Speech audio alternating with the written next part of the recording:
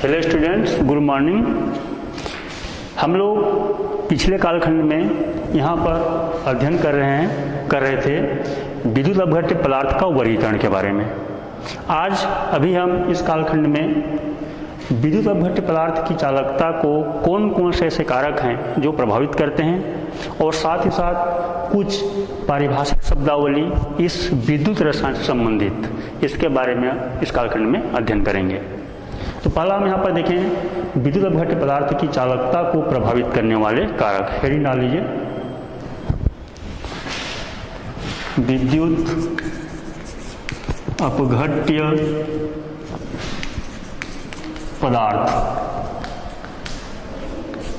की चालकता को प्रभावित करने वाले कारक।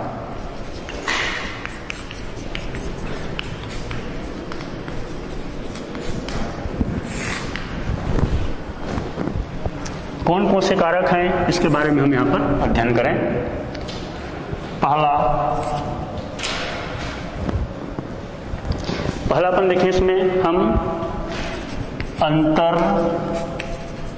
आयनिक आकर्षण, ये पहला सर्वप्रथम कारक है। एक एक के बारे में हम इसको समझने का प्रयास करेंगे। अंतर का सीधा सीधा मतलब यहाँ पर अलग अलग, दो अलग अलग के बीच में सीधा सीधा मतलब है। तो दो अलग अलग क्या चीज़ है इसको समझें। यहाँ पर विलेय जो आयन है, विद्युत अपघट्य पदार्थ को हम पानी में घोल, फिलहाल पानी में समझ रहे हैं, उसमें घोले हैं तो उसमें जो आयन मिल रहे हैं इसको हम यहाँ पर समझ रहे हैं विलेय आयन। विलेय आयन या केवल आयन भी समझ सकते हैं या केवल विलेय विलेय शब्द का प्रयोग भी यहाँ पर कर सकते हैं। मैं यहाँ पर सीधा सीधा विलेय आयन कह रहा हूँ। विलेय आयन, उस विलयन में जो आयन उपस्थित हैं, तो दो आयनों के मध्य में यहाँ पर देखो आयन आयन या विलेय विलेय या विलेय आयन और विलेय आयन, उनके मध्य का अंतर आकर्षण। यहाँ पर एक शब्द आया हुआ है इसमें, आकर्षण। इसी को हम और शब्द बोलते हैं, दूसरे शब्दों में यहाँ पर अन्योन्य क्रिया का विलेय विलेय, विलेय आयन या आयन आयन का के देखो हम के का प्रयोग कर रहे हैं इसमें, के अन्योन्य क्रिया, अन्योन्य क्रिया, जिसको हम अंग्रेजी में इंटरएक्शन कहते हैं। मान सीधा से मतलब आकर्षण बल। दो अलग अलग आयन हैं, उनके मध्य में अलग अलग का मतलब ये समझिए, जैसे उदाहरण के लिए यहाँ पर एक सोडियम आयन है और ये दूसरा सोडियम। यहाँ पर नाम से मैं ये नहीं बोल रहा हूँ कि ये सोडियम है तो कोई दूसरा धातु, वैसे नहीं बोल रहा हूँ, या कोई दूसरा आयन होगा भी नहीं बोल रहा हूँ। इसी सेम जिसमें जो घुला हुआ है उन्हीं आयनों के बीच में आकर्षण या अन्योन्य क्रिया होते हैं। उसके कारण से जो चालकता होती है उसका मान भी क्या होता है, प्रभावित होता है। तो क्या होंगे, जब आकर्षण बल इस प्रकार से काम करते हैं इसमें, तब की स्थिति में चालकता की मान में कमी होती है। संक्षिप्त में लिख लेंगे, ऐसा होने से माने अन्योन्य क्रिया विलेय आयन या विलेय विलेय के अन्योन्य क्रिया के फलस्वरूप चालकता में कमी आती है।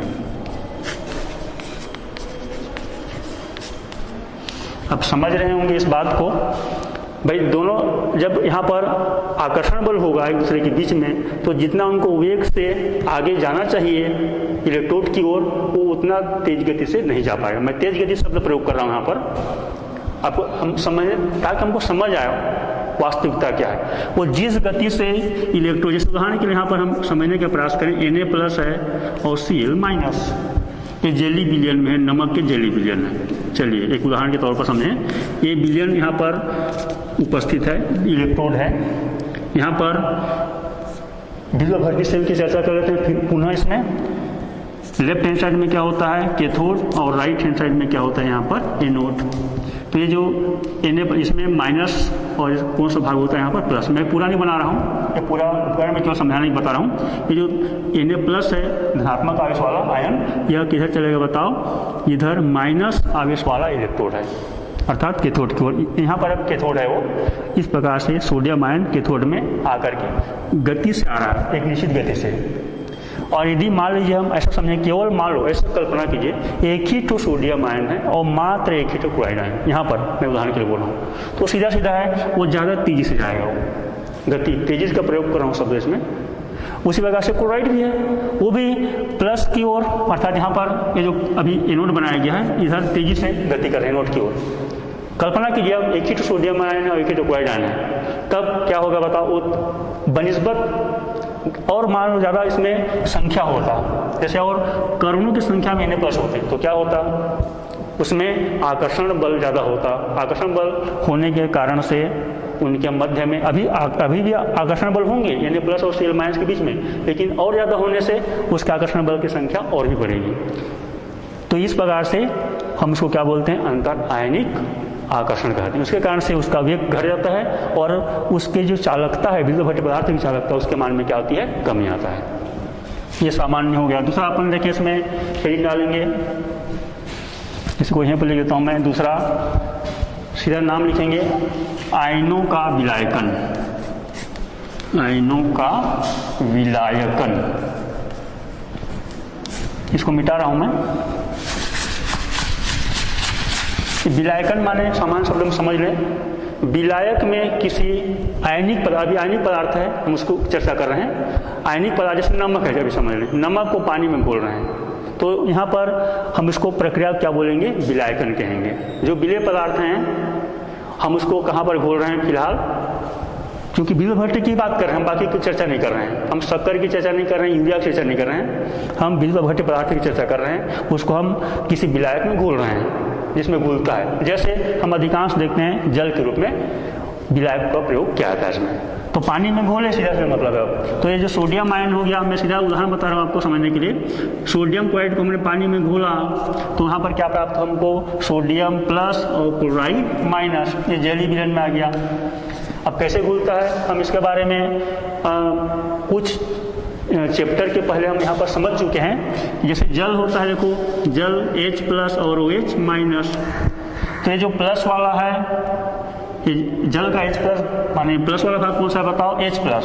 तो जो H प्लस वाले होंगे सीधा सीधा मैं समझाने बता रहा हूँ, ये जो माइनस नमक का माइनस है भी क्लोराइड है उसको घेर लिया, और जो जल का जो माइनस है, माइनस का मतलब यहाँ पर क्या हो गया बताओ, OH भाग वाला, तो ये क्या कर लिया बताओ, इसको इस प्रकार से आयनित कर लिया, माने ऑक्सीजन संबंधित हो गया यहाँ पर।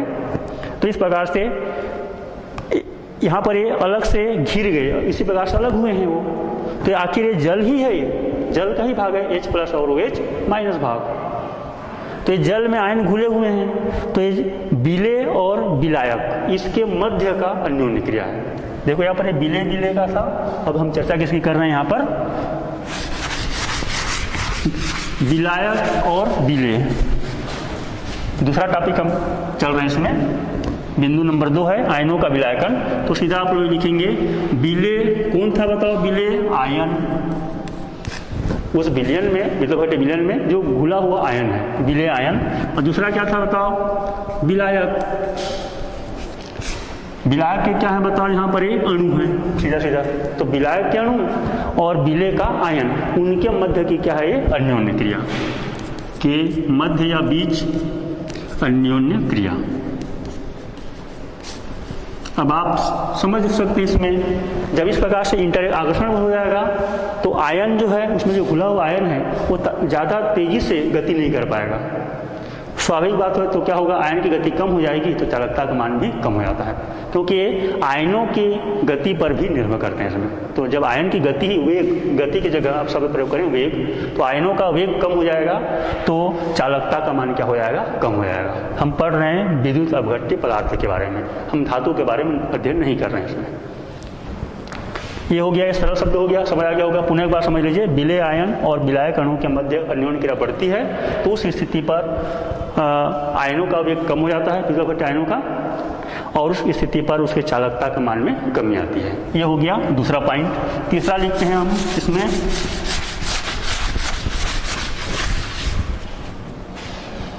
श्यानता, कोई विलायक का लिख लीजिए सीधा, विलायक का श्यानता। विस्कोसिटी बोलते हैं अंग्रेजी में। श्यानता का सीधा मतलब सामान्य शब्द में हम समझने का प्रयास करें, गाढ़ापन, सीधा सीधा। गाढ़ापन का मतलब कौन सा ज़्यादा गाढ़ा है, कौन सा कम। जैसे उदाहरण के लिए हम प्रयोग करें, शहद शब्द देखे हैं और मैं पानी, दोनों की तुलना करूँ भौतिक गुण गाढ़ा पर, तो एक ज़्यादा गाढ़ा है और एक कम गाढ़ा है, सीधा सीधा स्पष्ट दृष्टि। बाकी हम एकदम जो कम अंतर वाले होंगे उसको हम ऐसा समझ भी नहीं सकते, इसलिए मैं सीधा एक उदाहरण बताया। शहद और पानी, पानी जो है उसकी तुलना में यदि हम इसको गिरा देते हैं, पानी को मान लो फर्श में गिरा दिए, शहद भी गिरा दिए और उतनी ही मात्रा क्या गिरा दिए, पानी, तो देखते हैं तेजी से पानी जो है वो फर्श पर फैल जाता है, लेकिन उतना ही तेजी से जो शहद है वो फैलता नहीं है, माने उसमें बह नहीं आता वो। ये सरल शब्द बोल रहा हूँ मैं ताकि हमको समझ आए। वही तो श्यानता है। तो श्यानता द्रव का एक गुण होता है जो वह अपने जो घर्षण होता है उस घर्षण के कारण से उसका वेग क्या होता है, कम होता है। तो जिसका घर्षण ज़्यादा होगा अणुओं के मध्य में, उसकी गति क्या, माने वेग क्या हो जाएगा, कम होगा। इसको मैं सीधा शब्द बोल रहा हूँ, गाढ़ापन, अभी समझने के लिए। तो ये विलायक की श्यानता पर निर्भर करेगा। किसी की जिस विलायक की श्यानता कम होगी तो उसमें जब विद्युत अपवर्तक घोलेंगे तो उसकी चालकता का मान ज़्यादा होगा। जिसकी श्यानता ज़्यादा होगा, ज़्यादा गाढ़ा होगा, उसमें कोई पदार्थ घुला हुआ विद्युत अपवर्तक पदार्थ, तो उसकी चालकता का मान क्या होगा, कम होगा। तो संक्षिप्त में क्या लिख सकते हैं, यहाँ पर आगे देखें इसमें, तो विलायक का ही चल रहा है इसमें, श्यानता कम, तो उसका रिजल्ट क्या मिलेगा, विद्युत अपवर्तक जो पदार्थ है उसकी चालकता में क्या होती है बताओ। मैं केवल संक्षिप्त में को चालकता में वृद्धि होगा। दूसरा उल्टा समझें, श्यानता यदि बढ़ जाए, श्यानता का मान अधिक, तो चालकता का मान क्या हो जाएगा, कम हो जाएगा। चालकता में कमी, ये विलायक से संबंधित है। एक बार पुनः देख लें, श्यानता कम हो रहा है तो चालकता में वृद्धि, और श्यानता अधिक हो रहा है, मान ज़्यादा गाढ़ापन हो गया, तो उसमें आयनों की गति कम हो जाती है, इसलिए चालकता के मान में कमी आती है। ये हो गया यहाँ पर विलायक का श्यानता। आगे एक और फैक्टर देखते हैं जो मुख्य फैक्टर है इसमें, चौथा पॉइंट डाल लेंगे इसमें, आप लोग लिख लेंगे, ताप का प्रभाव। टेम्परेचर भी बहुत ज़्यादा इफेक्ट करता है इन सभी कारकों को, हमें भी इतने पढ़ रहे हैं। ताप वृद्धि से क्या होगा, थोड़ा समझने का प्रयास करें। ताप में वृद्धि करा लें, तो ताप में वृद्धि कराएंगे तो वही कुछ समय के पहले मैं यहाँ पर पिछले कालखंड में यहाँ पर एक टॉपिक थोड़ा सा आया था, औसत ऊर्जा के बारे में। ताप वृद्धि से, ताप क्या एक प्रकार का यहाँ पर देखेंगे इसमें, तो ताप बढ़ाएंगे तो उसके औसत गतिज ऊर्जा में क्या होती है, वृद्धि होती है। सीधा सा लिख लेंगे, औसत गतिज ऊर्जा किसकी, तो यहाँ पर उत्तर होगा आयनों की। आयनों की जो औसत गतिज ऊर्जा उसमें क्या होती है, वृद्धि होती है। इसका रिजल्ट क्या होगा, परिणाम क्या होगा, प्रभाव क्या होगा, आयनों की जब गति बढ़ेगी तो चालकता का मान भी बढ़ेगा। तो सीधा सीधा है, औसत गतिज ऊर्जा में वृद्धि तो चालकता में वृद्धि। लिख लीजिए, चालकता में वृद्धि, चालकता में वृद्धि होती है। नोट कर लिए होंगे ये सामान्य। इससे देखो, ताप बढ़ाएंगे तो दूसरा एक वो जो हम श्यानता की बात कर रहे थे, वो श्यानता भी घटने लगता है। कोई भी द्रव है, ताप बढ़ा देंगे तो उसकी श्यानता कम हो जाती है। तो स्वाभाविक जब श्यानता कम हो रही है तो देखिए आप रिजल्ट देखिए, चालकता में क्या होती है, वृद्धि। कई तो कारक इसमें, ये आकर्षण बल देखिए इसी पर आधारित है। बिले के जो आयन का जो आकर्षण था वो भी कम हो जाएगा, दुर्बल हो जाएगा, तो तेजी से गति करेगा वो। बिले और विलायक हम चर्चा कर रहे थे, वो उसका जो विलायकन था, माने सीधा सीधा विलायक में जो बिले घुला था आयन के रूप में, उसका वेग भी, आकर्षण बल कम हो जाएगा, तो आसानी से उसमें गति क्या हो जाएगी, इसका वेग, गति की जगह में शब्द प्रयोग करेंगे वेग, वो बढ़ जाएगा। और जब वेग बढ़ेगा तो स्वाभाविक बात होगा, चालकता में क्या होती है, वृद्धि होती है। देखो यहाँ पर ताप कितना ज़्यादा महत्वपूर्ण फैक्टर है, इसमें सभी कारकों को और प्रभावित कर रहा है वो। ये हो गया यहाँ पर 4 बिंदु विद्युत अपवर्तक पदार्थ की चालकता को प्रभावित करने वाले मुख्य रूप से 4 बिंदु हैं, ऐसे और भी हो सकते हैं। बाकी हम इसको मुख्य रूप से हम इसमें अध्ययन करते हैं। आगे चलें, कुछ पारिभाषिक शब्दावली। आगे टॉपिक है हमारा कुछ पारिभाषिक शब्दावली, ऐसा हेडिंग डाल लीजिए।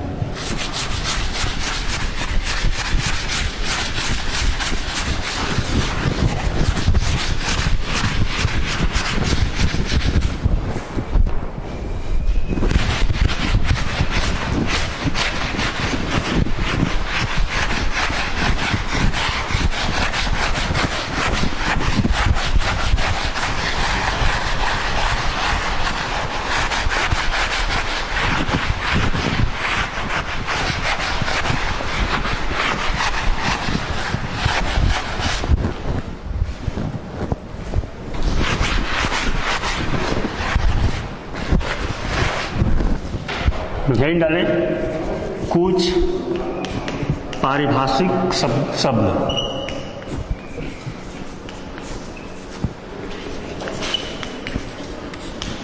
कौन कौन शब्द का इस्तेमाल होगा जब हम इसको अध्ययन करेंगे। तो पहला इसमें कुछ महत्वपूर्ण बातें हैं, जैसे प्रतिरोध के बारे में थोड़ा चर्चा करें। एक शब्द आएगा प्रतिरोध, अंग्रेजी में बोलते हैं रेसिस्टेंस।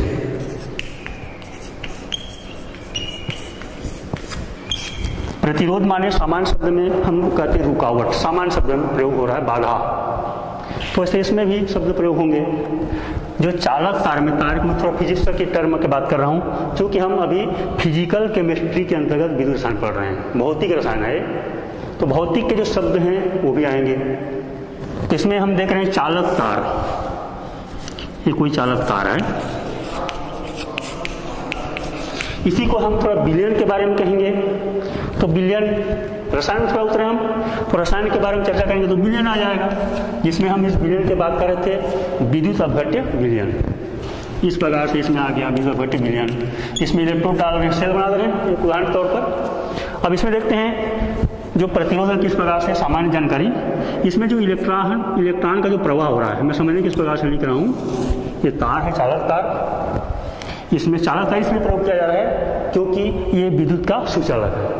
अब मैं कुचालक को लिखूंगा या आप लिखेंगे तो हम जो पॉइंट पढ़ रहे हैं वो क्या हो जाएगा, गलत हो जाएगा। केवल तार बोलना ठीक नहीं है, चालक तार। इसमें इलेक्ट्रॉन मान उदाहरण के लिए बाएं दिशा से दाएं दिशा को जा रहा है, अभी फिलहाल समझने के लिए। तो इसमें वो तो उसका प्रवाह हो रहा है, इलेक्ट्रॉन का प्रवाह, लेकिन जब उसमें बाधा आएगा, चाहे कुछ भी कारण से हो, उसका जो गति है वो जब कम हो जाएगा, वेग, इलेक्ट्रॉन का वेग, तो उसी को हम क्या कहेंगे यहाँ पर, सामान्य रूप से प्रतिरोध कहेंगे। ऐसे इसमें है हमारे पास जो विद्युत अपघट्य विलयन है, उस विद्युत अपघट्य विलयन में जो आयनों की गति है वो कम हो जाती है, तो क्या कहलाएगा वहाँ पर, वो प्रतिरोध कहलाएगा। ये हो गया फिजिक्स टर्म में, और ये हो गया यहाँ पर रसायन के शब्दावली में, सामान्य शब्द में। तो ये हो गया प्रतिरोध। तो क्या हो गया, चालक तार में विद्युत धारा के प्रवाह में रुकावट। मैं शब्द प्रयोग कर रहा हूँ यहाँ पर, सामान्य विद्युत धारा के प्रवाह में रुकावट, इसी को हम रुकावट शब्द है, इसी को हम क्या बोलते हैं, सामान्य रूप से इसमें प्रतिरोध शब्द के नाम से जानते हैं। ये बार बार उपयोग आने वाले हैं। अब इसके अलावा इस प्रतिरोध से संबंधित हम जानते हैं, इसको अंग्रेजी में यहाँ पर आर से दर्शाते हैं, क्योंकि पहला इसका जो नाम है रेसिस्टेंस से आया हुआ है, आर से, इसीलिए हम इसको संकेत क्या लिखते हैं, हम कैपिटल आर, स्मॉल आर नहीं है, कैपिटल आर के द्वारा इसको व्यक्त किया जाता है। इस पार्ट में जहाँ भी आप कैपिटल आर देखेंगे, इसका सीधा मतलब होगा हम क्या बता रहे हैं, इसमें प्रतिरोध के बारे में लिख रहे हैं इसको। दूसरा देखें अपन कुछ शब्दावली और एक चीज़ यहाँ पर ध्यान समझ लेंगे, प्रतिरोध से संबंधित एक छोटा सा टॉपिक हम देखते हैं, जिसको हमने पिछली कक्षाओं में, 10वीं कक्षा में विद्युत जो चैप्टर था उसमें हम अध्ययन किए।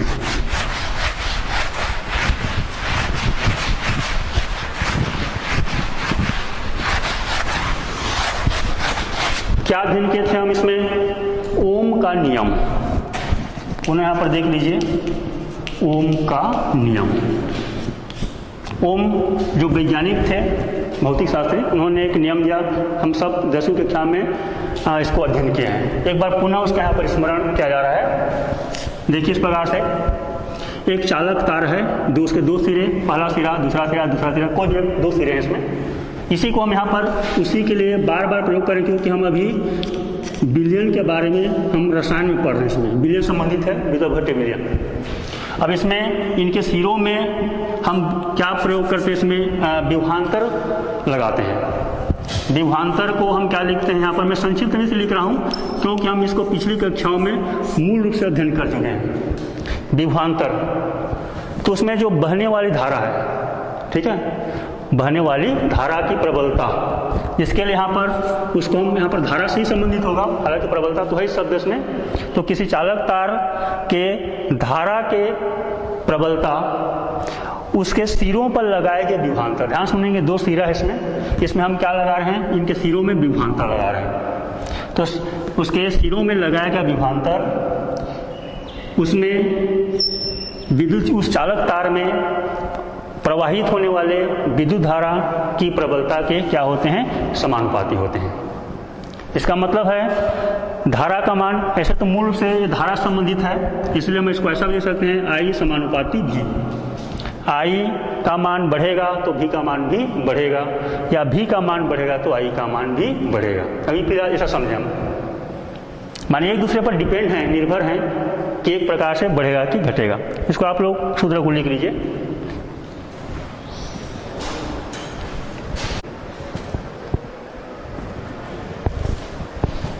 चलिए अब आगे देखें इसमें हम ओम के नियम को। तो हम अध्ययन कर रहे हैं, इसमें चालक सिरा है, उसके सिरों पर हम विभवांतर लगा रहे हैं। तो उसमें जो बहने वाली धारा है, धारा की प्रबलता लगाए गए विभवांतर, उसके सिरों में लगाए गए विभवांतर के अनुक्रमानुपाती होते हैं। मैं अभी एक को लिख रहा हूँ केवल अभी, V समानुपाती I। ठीक इसी प्रकार से देखिए, उसी परिभाषा को हम जहाँ पर चालक तार लिखे थे उसके जगह में हम विद्युत अपघट्य विलयन लिख सकते हैं।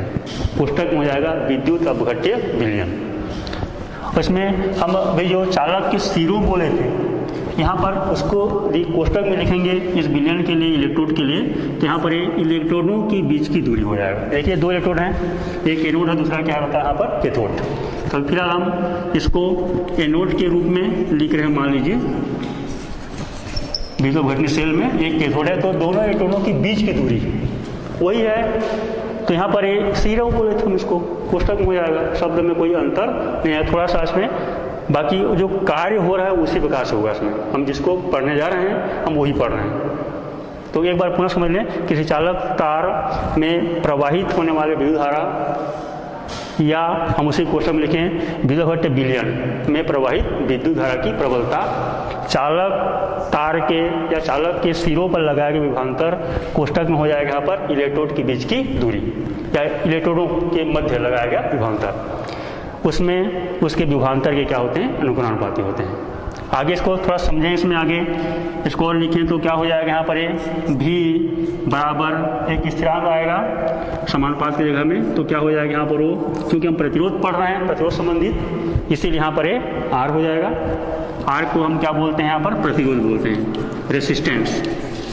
किसका प्रतिरोध है ये, उस चालक तार का प्रतिरोध है या उस विलयन का प्रतिरोध है। आगे हो जाएगा यहाँ पर, पहले से लिखा हुआ है यहाँ पर अभी I सूत्र में। अब इसको R बराबर क्या लिखेंगे यहाँ पर, पक्षांतर कर दीजिए I को, हमको अभी R से मतलब है इसमें, तो R बराबर होगा V बट्टा I। V माने यहाँ पर एक बार पुनः ऊपर में लिख रहा हूँ उसको मैं, R बराबर V बट्टा I, जहाँ पर V का मतलब विभवांतर है, V का सीधा मतलब विभवांतर, और I का मतलब धारा। मैं विद्युत धारा यहाँ पर प्रयोग कर रहा हूँ इसमें शब्द विद्युत धारा। इसकी इकाई थोड़ा देख रहे हैं हम, इसमें इकाई R की इकाई, R माने प्रतिरोध की इकाई क्या होगा, देखो विभवांतर के हम किसका प्रयोग करते हैं, हम यहाँ पर वोल्ट का प्रयोग करते हैं। मैं सीधा लिख रहा हूँ वोल्ट। इसको हम और संकेत में लिखते हैं, तो हम इसको क्या लिखते हैं बताओ, V। ये संकेत भी है, हम इसको शब्दों में दे रहे हैं। विभवांतर के लिए क्या लिखते हैं यहाँ पर, वोल्ट। विद्युत धारा के लिए हम किसका प्रयोग करते हैं, एम्पियर। एम्पियर, तो एम्पियर के लिए यहाँ पर हो गया ए संकेत, और विभवांतर के लिए क्या संकेत होता है यहाँ पर, V संकेत होता है। तो सीधा सीधा हो गया यहाँ पर विभवांतर बटा एम्पियर, माने वोल्ट बटा एम्पियर, ये कहलाएगा यहाँ पर R। इसको और शब्द में संक्षिप्त में लिखते हैं, माने V विभवांतर वोल्ट बटा एम्पियर को हम यहाँ पर बोलते हैं ओम। ओम के द्वारा इसको व्यक्त किया जाता है। मैं दूर में लिख रहा हूँ ओम। इस संकेत देखिए इस प्रकार से, ऐसा हमको लिखते हैं, पिछली कक्षाओं का अध्ययन किया जैसे में इस प्रकार से भी कहीं संकेत लिखा होगा, इसका मतलब क्या बताओ, ओम पढ़ना है। इसको हम अंग्रेजी इस प्रकार से OHM लिखना है, सामान्य संकेत हो गए। ओम कहें, अंग्रेजी में OHM लिखें, चाहे इस प्रकार से एक संकेत जिसको हम इस प्रकार से देख रहे हैं, इस प्रकार से बना सकते हैं। किसको दर्शा रहा है, सब प्रतिरोध है। ये तीन प्रकार से हम हिंदी में लिखें तो इस प्रकार से ओम लिख सकते हैं, अंग्रेजी में लिखें तो OHM, और संकेत के रूप में लिखें तो इस प्रकार से। आप चिन्ह देखिए, इसका कोई अलग नाम तो मैं ऐसा नहीं कर सकता, ठीक है। ये हो गया यहाँ पर संकेत के रूप में ओम दर्शा रहे हैं। ये बहुत ही महत्वपूर्ण चीज़ है ओम हमारे लिए अभी विद्युत रसायन में, इसीलिए आप बार बार इसका प्रयोग आता है, इसीलिए आप इस संकेत को अच्छे समझ ले रही हैं। आगे चलें, दूसरा शब्दावली कुछ और।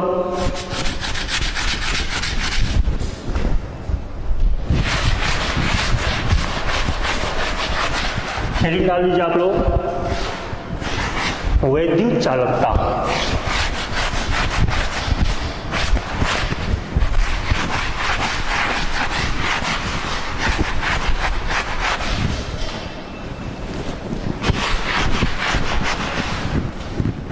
दूसरा यहां पर कुछ पारिभाषिक शब्द में वैद्युत चालकता, अंग्रेजी में हम बोलते हैं इसको इलेक्ट्रिकल कंडक्टिविटी।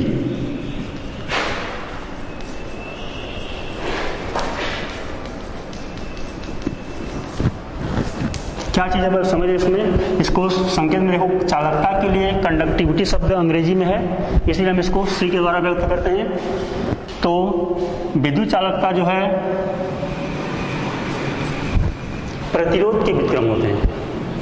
प्रतिरोध का मतलब आर, व्युत्क्रम का मतलब आप समझे एक बटा, अभी समझने के लिए इस प्रकार से ध्यान समझेंगे, अंग्रेजी में बोलते हैं रेसिप्रोकल। तो C बराबर 1/R होता है। इसको शब्द में क्या कहेंगे, वैद्युत चालकता प्रतिरोध के व्युत्क्रम होता है। शब्द में लिख लीजिए वैद्युत चालकता, मैं संक्षिप्त में लिख रहा हूं यहां पर, वैद्युत चालकता प्रतिरोध, ये चालक तार का प्रतिरोध है, प्रतिरोध के व्युत्क्रम होते हैं। इसी को हम विद्युत प्रतिरोध बोल सकते हैं, विद्युत धारा के प्रवाह में जो रुकावट पैदा हो रहा है, व्युत्क्रम, इसी को हम क्या बोलते हैं, हम वैद्युत चालकता कहते हैं। इसको हम यहाँ पर C के द्वारा व्यक्त कर रहे हैं। इस पूरे चैप्टर में हम इसको अभी C लिखेंगे। तो सूत्र हो गया C बराबर 1/R। अब जल्दी से इसकी इकाई लिखें। ये सीधा सीधा क्योंकि हम इसको समझ चुके हैं इसके बारे में, R के मान को लिखना अभी हम इसको अध्ययन किए हैं। R बराबर क्या लिखे थे हम यहाँ पर, इकाई ओम, तो यहाँ पर लिख रहा हूँ मैं इसको ओम, 1/ओम हो गया, इकाई के रूप में लिखा जा रहा है इसमें। तो यहाँ पर देखिए ए ओम का घात कुछ नहीं माने क्या है, 1 है। इसको और हल करेंगे तो वहाँ पर उसको ऊपर ले जाए, ऊपर का मतलब हर तो अंश में ले जाए। तो अभी ओम का घात 1 है, तो ऊपर जगह क्या होगा, ओम का घात ऋण 1, अभी धन 1 है, पक्षांतर करेंगे, हल करेंगे, भागित है, तो हम इसको अंश में ले रहे हैं, हर को अंश में। तो क्या हो गया यहाँ पर, ऋण 1 हो गया। इसी को और क्या बोलते हैं, प्रति ओम को यदि पढ़ेंगे इस प्रकार से, घात ऋण 1 होता है, इसको हम प्रति बोलते हैं, पर अंग्रेजी में PER, प्रति ओम। इसको देखो या करके लिख रहा है, इसमें संकेत बनाने इस प्रकार से, ऐसा भी अभी हम समझे इसमें ओम, इसको ऐसा लिख दें और घात ऋण 1 कर दें, इसको भी सेम ऐसा पढ़ना है, प्रति ओम। इसी को अंग्रेजी में इनवर्स बोलते हैं। उसी प्रकार देखिए अंग्रेजी में ही शब्द ओम का उल्टा, अंग्रेजी में भी लिख रहा हूँ इसको मैं ऐसा, ओम का घात ऋण 1, ऐसा भी लिख सकते, देखो सब एक ही मतलब है, इसलिए या लिखा जा रहा है। अब बार बार इसका उपयोग आया है पूरे चैप्टर में, प्रति ओम। इसी को और क्या लिखते हैं, देखो MHO, इसको हिंदी में बोलेंगे तो ऐसा आधा म हो, ऐसा लिख लीजिए, ऐसा पढ़ना है इसको, MHO हिंदी में इसको लिखने की इस प्रकार से आधा म हो। इसी को और क्या लिखते हैं, देखिए इधर से सीमेंट्स, सीमेंस शब्दों में लिख रहा हूं मैं, इसके संकेत के रूप में यहां पर है S, ऐसा S लिखा रहेगा, तो इसको क्या पढ़ना है, सीमेंस पढ़ना है। ये सब का एक ही मतलब है। एक बार पुनः देख लें, प्रति ओम, ये जिसकी यहाँ पर ये हो गया, इसमें इकाई है वैद्युत चालकता के बारे में समझना। तो प्रति ओम कहें या इस प्रकार से संकेत लिखें, ओम का घात ऋण 1 लिखें, अंग्रेजी में लिखें तो OHM का घात ऋण 1 लिखें, या इसको उल्टा कर दें MHO, पलट दो उसको, जो OHM था उसको MHO लिखते हैं, तो इसको घात ऋण 1 बंद हो जाएगा, अपने आप उसमें चेंज हो, मानी इस प्रकार से लिखा गया इसको। इसी को और क्या बोलते हैं, इसमें सीमेंस कहते हैं। इसको अंग्रेजी के कैपिटल S के द्वारा व्यक्त किया जाता है, और ये इस प्रकार से ऐसा पद्धति में इसको सीमेंस भी कहते हैं। ऐसा ही पद्धति की बात कर रहा हूं मैं। तो अलग अलग जगह में आपको अलग, अधिकांश में आपको सीमेंस देखने को मिलेगा या ऐसे संकेत देखने को मिलेंगे, ठीक है। ये मुख्य रूप से सीमेंस भी जान लीजिए, प्रति ओम या MHO, ये 3 प्रकार से मुख्य रूप से व्यक्त करते हैं। आगे बढ़े, प्रतिरोध हो गया, एक हो गया वैद्युत चालकता। अब इसी को हम यहाँ पर प्रेक्षित चालकता भी कहते हैं। थोड़ा ध्यान समझेंगे शब्द को, प्रेक्षित चालकता, ये शब्द प्रयोग आते हैं, प्रेक्षित चालकता। आगे इस चैप्टर में हम इसको प्रेक्षित चालकता के नाम से भी जानेंगे, तो आप इसको फिर हमको कन्फ्यूजन नहीं होना चाहिए ये प्रेक्षित चालकता क्या है। जो वैद्युत चालकता बोल रहे हैं C बराबर 1/R, वही ही क्या है बताओ, प्रेक्षित चालकता है। अब आगे हेडिंग डालना आप लोग, विशिष्ट प्रतिरोध। देखो प्रतिरोध पढ़ लिए, कहानी ये सब पढ़ती है, इसको क्रमशः प्रतिरोध पढ़े, उसकी इकाई याद रखिए। विद्युत चालकता या प्रेक्षित चालकता पढ़े, बाद में उसको प्रेक्षित चालकता कहा गया, उसकी क्या इकाई है अभी बताया गया है, उसको याद रखिए। या कापी में जब बनाएंगे तो एक अलग से इसको बना लेंगे कि इसकी चालकता ये सारी इसकी इकाई को अलग से लिख लेंगे ताकि हमको इसमें समझ आए। अब आगे चलें, इसमें विशिष्ट प्रतिरोध हेडिंग डाल लीजिए।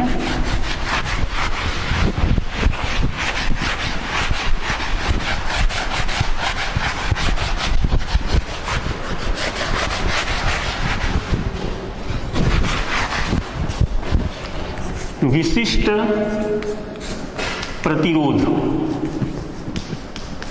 इसको और दूसरे शब्द में बोलते हैं प्रतिरोधकता, प्रतिरोधकता।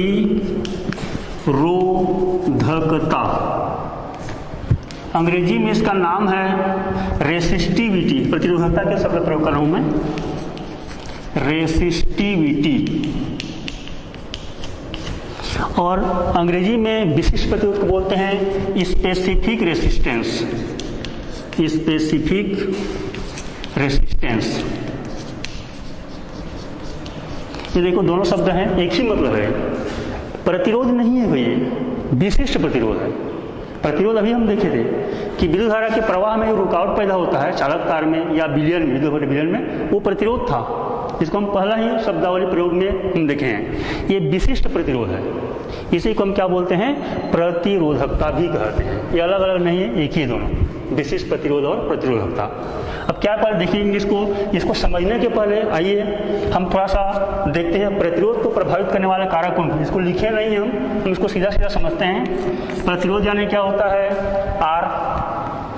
हम अभी समझ रहे हैं इसको प्रतिरोधकता के बारे में। उसके पहले हम थोड़ा सा इसको देखते हैं कि प्रतिरोध जो होता है चालक तार की लंबाई के अनुक्रमानुपाती होता है। मैं संक्षिप्त में लिख रहा हूँ क्योंकि हम इसको 10वीं में पढ़ चुके हैं। चालक तार की लंबाई, अब यहाँ पर इलेक्ट्रोड के बीच की दूरी, ध्यान समझिए दोनों कथनों के एक साथ। ये चालक तार है, लंबाई कितना लंबाई है, इसी को हम L बोल रहे हैं। और यहाँ पर अभी रसायन में भी हम इसको 2 इलेक्ट्रोड हैं, इनके बीच की दूरी को क्या बोल रहे हैं, हम L कह रहे हैं। एक ही मतलब है अभी इस संदर्भ में। तो ये चालक तार की लंबाई अनुप्रस्थ, जो प्रतिरोध है उसके क्या होते हैं, अनुक्रमानुपाती। इसका मतलब चालक तार की लंबाई बढ़ेगा तो प्रतिरोध का मान भी बढ़ेगा। ऐसे इसमें भी इलेक्ट्रोड में है, इलेक्ट्रोड के बीच की दूरी बढ़ेगी तो प्रतिरोध का मान भी बढ़ेगा।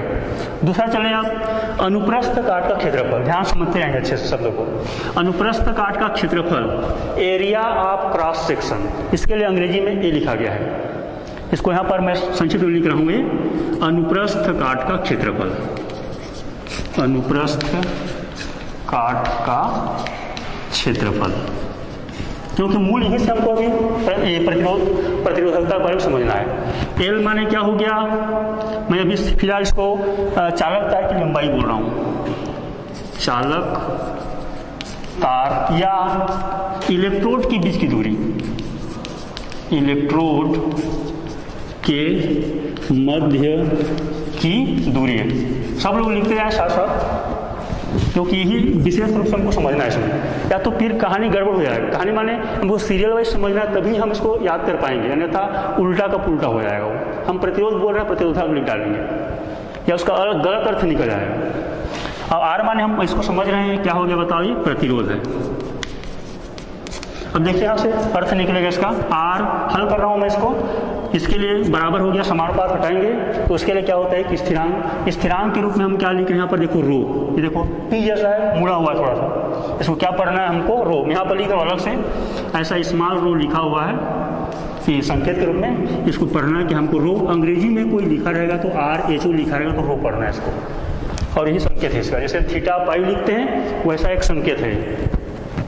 आगे देखो क्या लिखा हुआ है यहाँ पर, एल बट्टा ए, और यही जो रो है स्थिरांक है जिसे हम क्या कहते हैं, प्रतिरोधकता कहते हैं, प्रतिरोधकता या विशिष्ट प्रतिरोध कहते हैं शब्द में। ये आर प्रतिरोध है, विशेष रूप से ध्यान समझेंगे, आर यहाँ पर प्रतिरोध है, लेकिन रो क्या है यहाँ पर, प्रतिरोधकता है या विशिष्ट प्रतिरोध है। इसको थोड़ा और करें, हमको इसके बारे में समझना है, रो के बारे में। इसको इधर लिख रहा हूँ थोड़ा सा, चलिए इधर लिख देता हूँ। रो बराबर पक्षांतर का बाकी को, अभी आर तो बाईं तरफ में है ही है पहले से, ए जो ए है भागित में है अभी हर में, पक्षांतर का कहाँ पर चला जाएगा, वो अंश में। एल अभी अंश में है, इधर पक्षांतर करेंगे तो क्या होगा, वो हर में। क्यों कर रहे हैं, क्योंकि हमको अभी रो के मान को निकालना है। ये हो गया, देखो यहाँ पर सूत्र हो गया, रो बराबर आर गुणित ए बट्टा एल, जहाँ पर ए का मतलब अनुप्रस्थ काट क्षेत्रफल। अब अनुप्रस्थ काट क्षेत्रफल का मतलब समझ जाता हूँ सरल शब्द में, ताकि हमको समझ आए कि हम क्या पढ़ क्या रहे हैं आर। देखो एक इस प्रकार से मैं चार्ट लिया हूँ, एक यहाँ पर थोड़ा सा आप देखने का प्रयास कीजिए इस प्रकार से। एक जो चाक है इस प्रकार से, एक मान लीजिए ऐसा होता है इसमें इस प्रकार से, वो कोई मैं समझाने के कलम को दिखा रहा हूँ आपको। ये देखिए, एक यहाँ पर जो जितना आप चौड़ाई देख रहे हैं वाला, ठीक है, ये वाला चौड़ाई, ये है अनुप्रस्थ काट का क्षेत्रफल। एक का देखेंगे छोटा है और एक का क्या है बताओ, बड़ा है, तो ये है अनुप्रस्थ काट क्षेत्रफल। और तार पतला है या मोटा है उसका आधार पर है। ऐसे इलेक्ट्रोड हम जो डुबाए हैं वो कितना मोटा है, वो ये वाला पूरा एरिया अनुप्रस्थ काट का क्षेत्रफल, अच्छे से समझ लीजिए। उस पर डिपेंड करेगा कि प्रतिरोध का मान कम होगा या ज़्यादा होगा। अब आगे इसको समझने इसमें तो क्या हो गया, ये सूत्र हो गया। अब इसको थोड़ा सा इसकी इकाई के बारे में समझें, लिख ले हो गए, अच्छे से नोट कर लीजिए, रो बराबर आर गुणित ए बट्टा एल। अब याद करने के लिए, आप याद करने वाले समझने के लिए, आप नहीं समझ रहे हो तो शुरुआत से समझ लो, तो आपको फिर अलग से बीच में कन्फ्यूजन होने की जरूरत नहीं है इसमें। अन्यथा आप सीधा इसे याद करेंगे, याद करने के तरीके से तो याद नहीं कर सकते, मौका में आप भूल हो सकता है, ए को ऊपर का नीचे हो सकता है, नीचे का ऊपर हो सकता है, इसलिए आप सिस्टमेटिक उसको पढ़िए।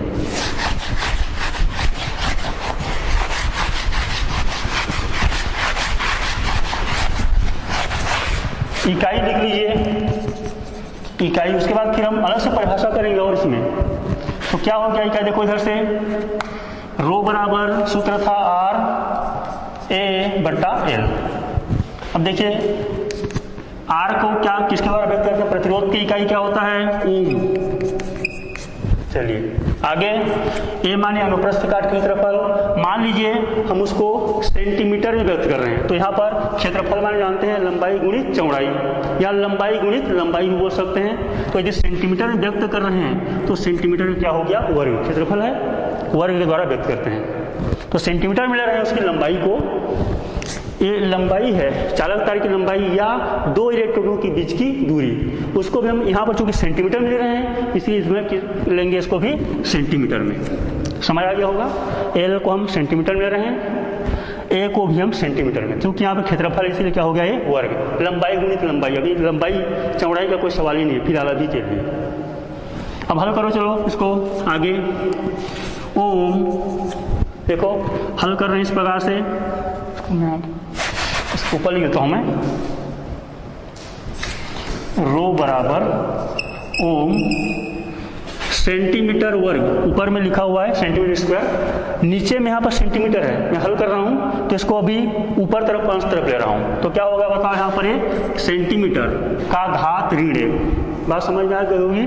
देखो अभी जैसा हल किए थे, सेंटीमीटर घात 1 है, तो अभी घात 1 है, धन 1 है घात, ऊपर जाएगा क्या हो जाएगा, ऋण 1 हो जाएगा। हल करना है इसको, और हल कर लीजिए, रो बराबर ओम सेंटीमीटर, देखो इसका आधार समान है सेंटीमीटर सेंटीमीटर, तो एक बार लिखेंगे, और यहाँ पर 1 का घात 2 है और एक जो सेंटीमीटर का घात कितना है, -1 है, और गुणा हो रहा है तो घात क्या होते हैं बताओ, जुड़ते हैं, इसलिए चिन्ह के साथ जुड़ेंगे, तो इस प्रकार से 2 धन ऐसा हो गया, और ये क्या हो गया यहाँ पर ऋण 1।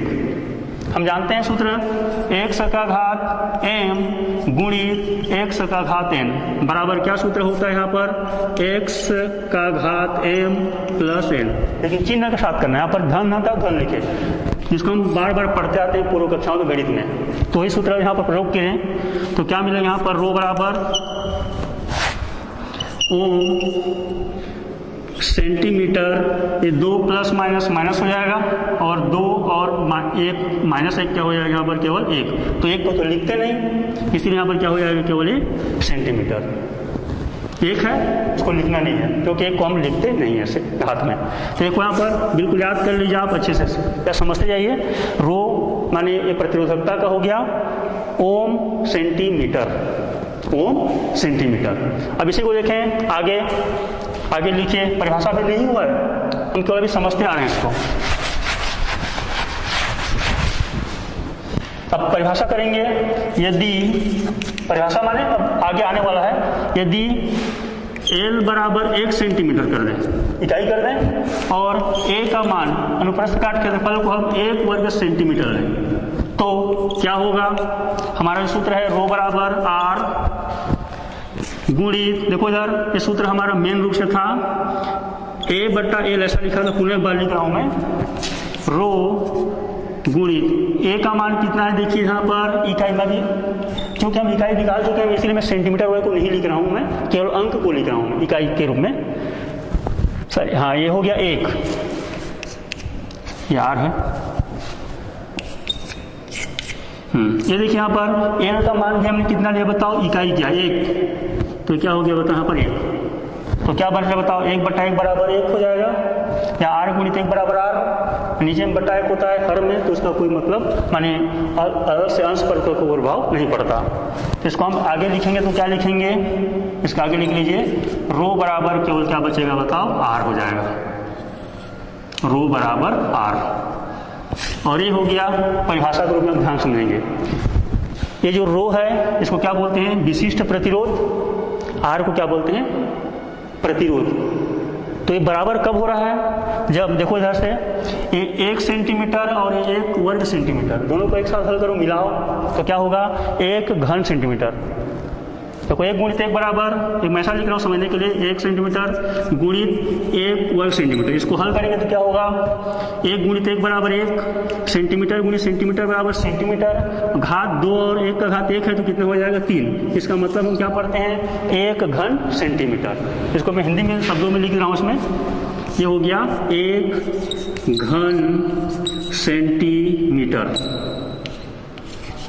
संक्षिप्त में हम सेमी लिखते थे, सेम सेंटीमीटर। तो यही तो है 1 घन सेंटीमीटर विलियन के प्रतिरोध R को हम क्या कहते हैं, विशिष्ट प्रतिरोध कहते हैं। एक बार पुनः समझ लें, 1 घन सेंटीमीटर विलियन, विद्युत अपघट्य विलियन चाहे तो लिख सकते हैं, 1 घन सेंटीमीटर विद्युत अपघट्य विलियन के प्रतिरोध माने कैपिटल R को हम उस विलियन का या विद्युत अपघट्य विलियन का क्या कहते हैं, प्रतिरोधकता कहते हैं या विशिष्ट प्रतिरोध कहते हैं, जिसकी इकाई होती है ओम सेंटीमीटर।